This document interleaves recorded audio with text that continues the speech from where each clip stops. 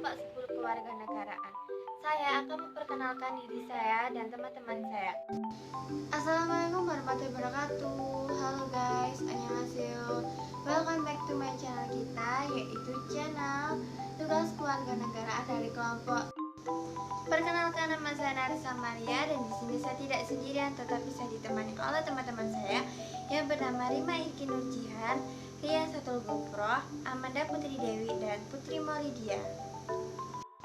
Jadi di sini saya dan teman-teman saya akan menjelaskan tentang harmoni hak dan kewajiban. Nah, materinya akan disampaikan oleh teman saya yang bernama Rima dan Risa. Di next ya video selanjutnya. Hai, saya Rima Irki Nurjihan. Di sini saya akan menjelaskan tentang kewajiban negara menurut Undang-Undang Dasar 1945. Kewajiban mempunyai dua pengertian. Yang pertama, melindungi kesejahteraan umum dengan cara melaksanakan ketertiban umum. Yang kedua, memeluk agama masing-masing seperti ibadah dan kepercayaan masing-masing. Dan selanjutnya saya akan menjelaskan tentang hak warga negara. Yang pertama adalah berserikat dan berkumpul jika ada rapat, contohnya yaitu memberi pendapat secara lisan dan menghargai satu sama lain. Yang kedua adalah hak anak atas tumbuh kembangnya secara melindungi dari kekerasan, contohnya mendidik anak, memberi kasih sayang, dan lain-lain. Hai, saya Ria Satul Gopro. Selanjutnya saya akan menjelaskan tentang konsep dasar negara dan warga negara. Satu, negara merupakan wadah seorang untuk mengembangkan bakat dan potensi, seperti contoh presentasi mengikuti lomba-lomba olimpiade. Yang kedua, warga negara yang secara sederhana dapat diartikan sebagai anggota dari suatu negara itu. Contohnya yaitu mematuhi peraturan pemerintah, menghargai suku dan budaya yang ada di negara itu. Asas-asas kewarganegaraan yang pertama, asas kewarganegaraan umum. Contohnya, asas keturunan yaitu seseorang ditentukan berasal dari keturunan orang yang bersangkutan. Contohnya, seseorang dilahirkan di negara Indonesia. Yang kedua yaitu asas kewarganegaraan tunggal adalah asas yang menentukan satu kewarganegaraan untuk setiap orang. Contohnya yaitu jika seorang lahir dari luar negeri dari pasangan Indonesia, maka dia hanya dapat memilih satu kewarganegaraan. Yang ketiga yaitu asas kewarganegaraan ganda adalah asas yang menentukan kewarganegaraan ganda untuk anak-anak sesuai dengan peraturan yang diatur dalam contoh, yaitu ketika kita dewasa maka anak akan menentukan kewarganegaraan.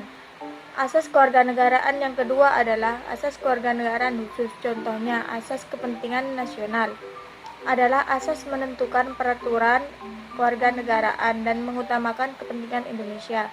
Asas perlindungan maksimum adalah asas yang menentukan pemerintah wajib memberikan perlindungan.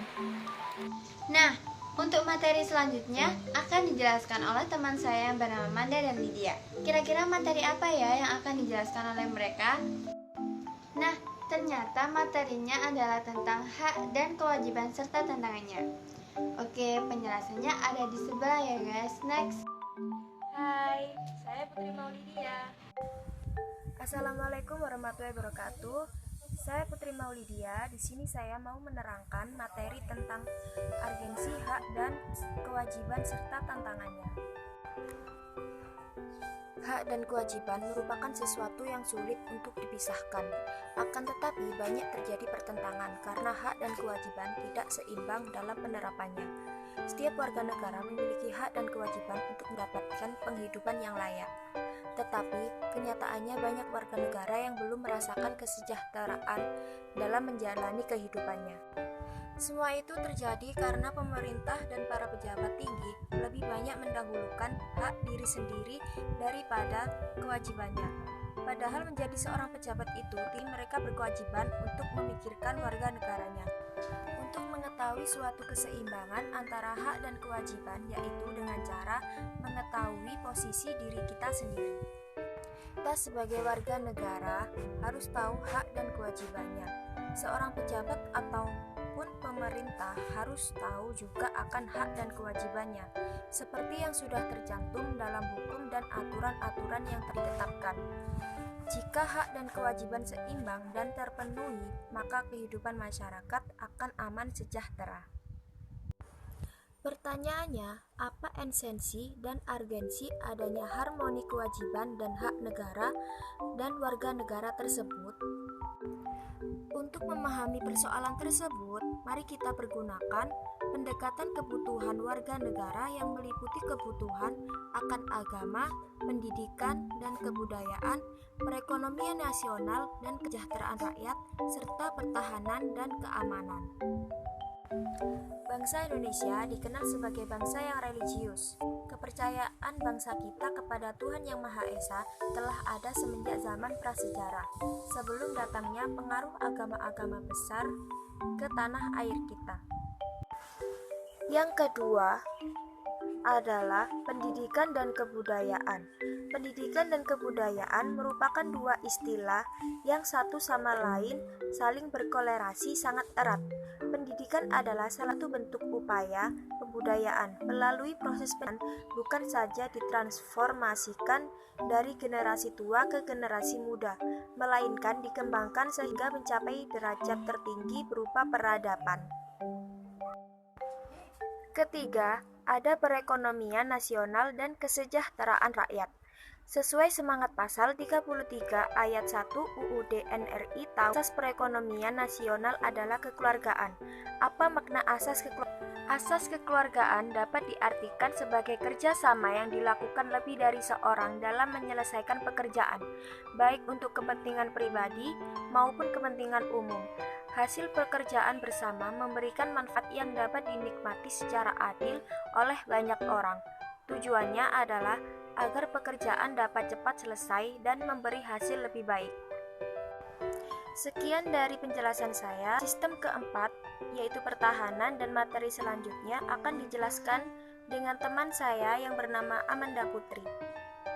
Hai, saya Amanda Putri Dewi. Saya akan meneruskan presentasi dari teman saya, yaitu Lydia.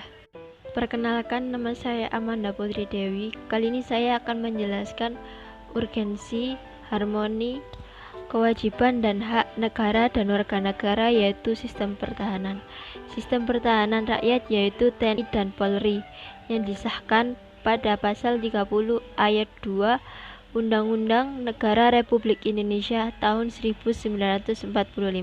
TNI dan Polri memiliki fungsi dan tugas dalam Undang-Undang Negara Republik Indonesia tahun 1945 yang berisi meningkatkan profesionalisme kedua lembaga yang bergerak dalam bidang keamanan dan pertahanan negara. Pasal 30 ayat 5 Undang-Undang Negara Republik Indonesia tahun 1945 menyatakan bahwa kedudukan dan susunan TNI dan Polri lebih lanjut diatur dalam undang-undang. Peraturan undang-undang mengenai pertahanan negara adalah konsekuensi logis dari prinsip yang menyempatkan urusan keamanan dan pertahanan negara dalam kepentingan rakyat. Kali ini saya akan menjelaskan urgensi dan tantangan ketahanan nasional bela negara bagi Indonesia dalam membangun komitmen kolektif kebangsaan. Ketahanan nasional atau disebut juga national resiliency merupakan salah satu konsepsi kenegaraan Indonesia. Selanjutnya, ketahanan bangsa merupakan kemampuan suatu bangsa untuk mempertahankan persatuan dan kesatuan, memperkuat daya dukung kehidupannya, menghadapi segala bentuk ancaman yang dihadapinya, sehingga mampu melangsungkan kehidupannya dalam mencapai kesejahteraan bangsa tersebut. Kali ini saya akan memberi contoh urgensi dan tantangan ketahanan nasional dan bela negara bagi Indonesia dalam membangun komitmen kolektif kebangsaan Indonesia. Contohnya sebagai berikut. Hak dan kewajiban memiliki timbal balik atau juga disebut resiprokalitas. Resiprokalitas adalah hak warga negara mendapatkan pekerjaan dan penghidupan yang layak. Dalam pasal 27 ayat 2 Undang-Undang Negara Republik Indonesia tahun 1945. Atas hak ini, negara harus berkewajiban untuk memberi pekerjaan dan memberi kehidupan yang layak bagi warga negara untuk memenuhi hak warga negara. Dan pemerintah juga harus membuka lapangan pekerjaan tiap tahunnya di segala bidang dan memberi subsidi makanan kepada rakyat yang tidak mampu.